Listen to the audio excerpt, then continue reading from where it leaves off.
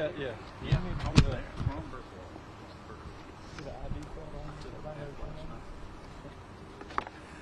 Hey, good afternoon.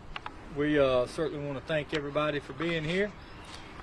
We certainly got some great news that we want the community to know about, but we also, what's most important is for us to showcase the folks that are behind us that have worked so hard on something that doesn't get a lot of attention. We have several investigators with our Criminal Investigation Division, specifically investigators with our cold case unit.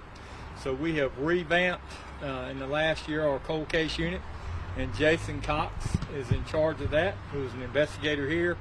And we also have cases assigned to each homicide investigator within our Criminal Investigations Division. So you'll hear a little bit about that today. We want to announce the arrest of 3 people. These 3 arrests have been made in reference to a cold case of Marquel Helms from 2014. In an effort to provide a little bit of background on the case, deputies were called to a gravel path off of Davis Road in Piedmont, February 1st, 2014, after a gentleman walking his dog located a body that appeared deceased. Once deputies arrived, they discovered the body of the 19-year-old Marquel Helms. He had suffered multiple gunshot wounds. Ultimately, due to a lack of evidence, the case went cold and unsolved for roughly 7 years. As of April the 15th, members of the Sheriff's Office Facet team, along with deputies at the Pickens County Sheriff's Office, have taken into custody 3 individuals responsible for his death. 46-year-old Chris Thomas Capitino is charged with murder and criminal conspiracy. 26-year-old Destiny Maria Fields is charged with murder and criminal conspiracy. 28-year-old Raheem Gerard Griffin is charged with murder and criminal conspiracy and possession of a weapon during a violent crime. All 3 of these suspects are housed now at the Greenville County Detention Center next door. Recently, and now their 3rd solved cold case since August of 2020, investigators were able to utilize advancements in technology that were able to put the defendants at the scene of the crime. We mentioned their names, and we'll release a packet to you with their information here shortly, I'm sure, from Lieutenant Flood. In addition, at least one person has come forward through Crime Stoppers with information that has corroborated the available forensic evidence and also pointed investigators to the location of the vehicle that was used by the suspects during this crime. The vehicle was located in Pickens County on April the 9th of this year and is currently being processed. So we have that vehicle. Since reviewing this case, our investigators have learned that on January the 31st, Griffin, Fields, and the victim, who were roommates, met up with Capitino under the victim's presumption that they were going to make a narcotics purchase. We believe that there had been previous conflicts between Helms and his roommates, which investigators believe motivated this tragic death. On January the 31st, 2014, the roommates, including Helms, met up with Capitino and got in his vehicle, at which time Capitino drove to Piedmont and ended up near the area of Davis Road. Where the defendants carried out the act, they conspired to commit and fatally shot the victim outside of the vehicle. All 3 of the defendants, again, are currently housed at the Greenville County Detention Center on no bond. If there's anything I can talk to you about today or address about this particular case of the cold case unit, I'll be glad to. Again, our intention here is to put fresh eyes on these cases. We have about 100 cold cases that we're working on, and we're trying to methodically take those one by one and assign them to the individuals you see behind me today. These are the men and women that put in the work. These are the men and women who want answers for these families. So all the credit goes to them.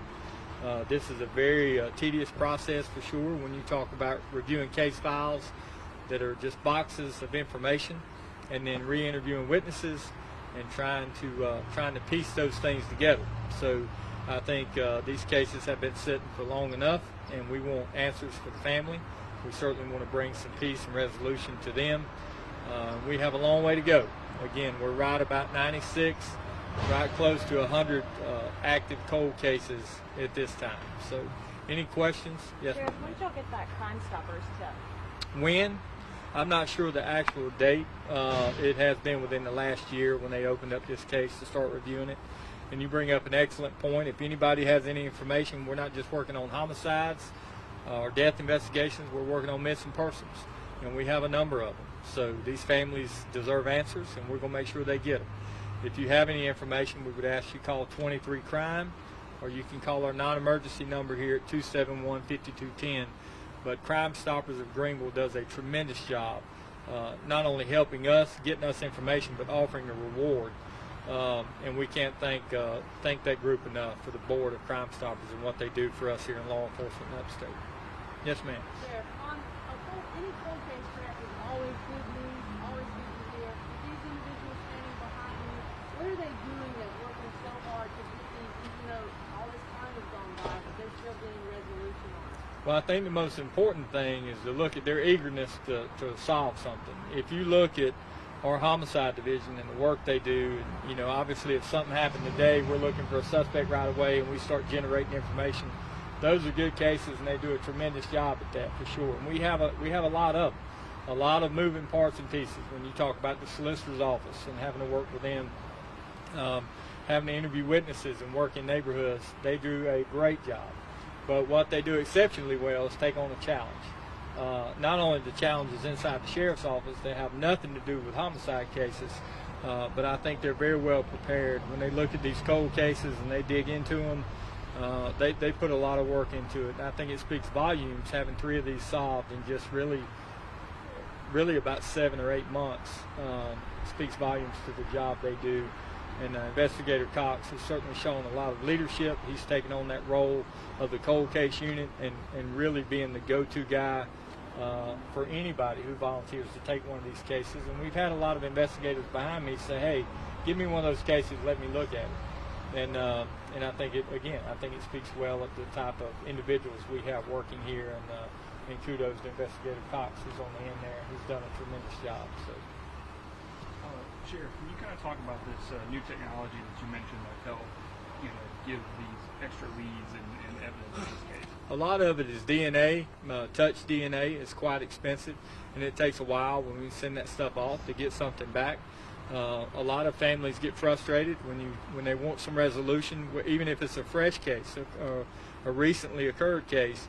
A lot of times we still have to wait on that information to come back. We got several active cases that we're waiting on DNA and forensics to come back, but most of that is DNA related. It's scientific. It's touch DNA that makes a huge difference in putting somebody at the scene of a crime when it occurred. Is touch DNA like fingerprints? Yes. Anything you leave on a weapon or at a crime scene, that's what we refer to. Sheriff, can you talk a little bit more about the conflict between Helms and his roommate or roommates? We don't know. Again, that's, you're looking at from an investigative standpoint, the interviews they've had, that'll kind of be saved for the court case. We don't want to give out too much information about what their statements were and who talked about what when you talk about those 3 together. I'm sure they're over there watching this now and probably talking to each other about it, but they're watching it from inside the detention center. They're not out here anymore. So. Sheriff, with this new technology, and you guys have solved 3 cold cases so far this year, does this renew the hope to you and to the victims' families that these cases can be solved? I hope so. I'd be disappointed if it didn't. Anytime you get some results from something you put so much work into, I think that's very positive. And the family knows where we are. Obviously, we would talk to them before we talk to the media or made any announcements. But we do have to keep some of that stuff kind of close to the vest. It's social media, and people do talk a lot. But the family's been very cooperative, and I think they were very excited to see some resolution in this case, in particular, as well as the other 2. We're the spokesman for the victims, and we have to do everything in our power to make sure we do what we're supposed to do. The public trusts us to do their job, and that's what we're going to do at the Greenville County Sheriff's Office, and we're going to do it the best of our ability. We got great people, and that makes a difference. Sheriff, yes, ma'am. Do you have a message for the families of victims whose cases might have gone cold? Just know we're working on it. I think that's the best information we can give them.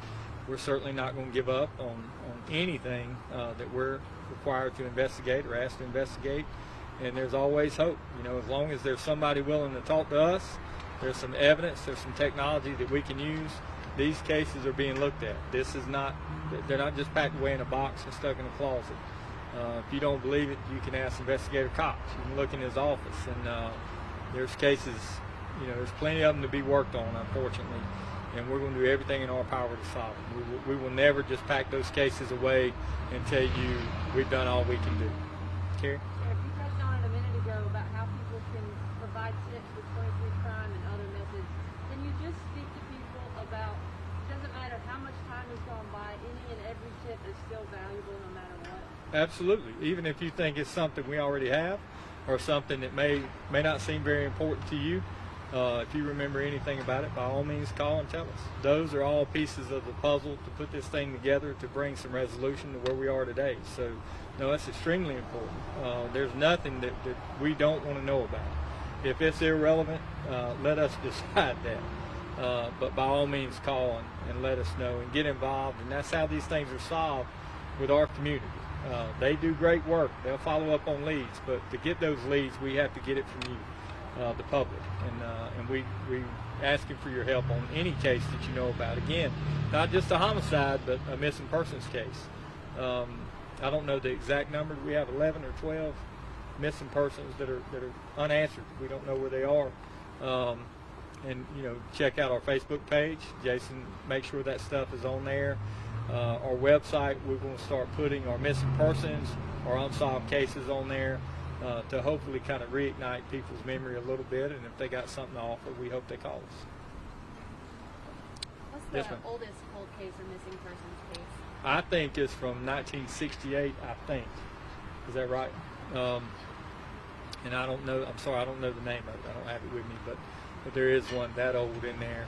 We also have the Mr. X case, which is it's a homicide. I think it's from 1972, 74. 1972. He's unidentified.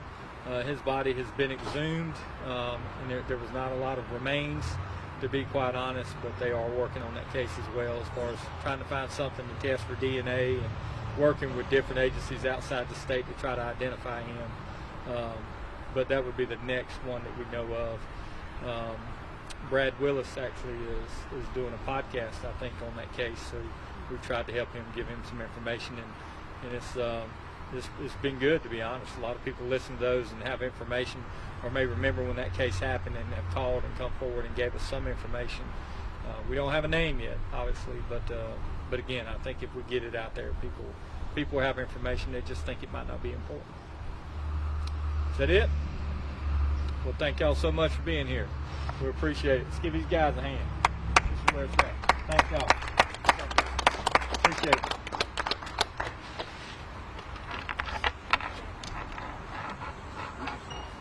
Still got me on podium incarceration.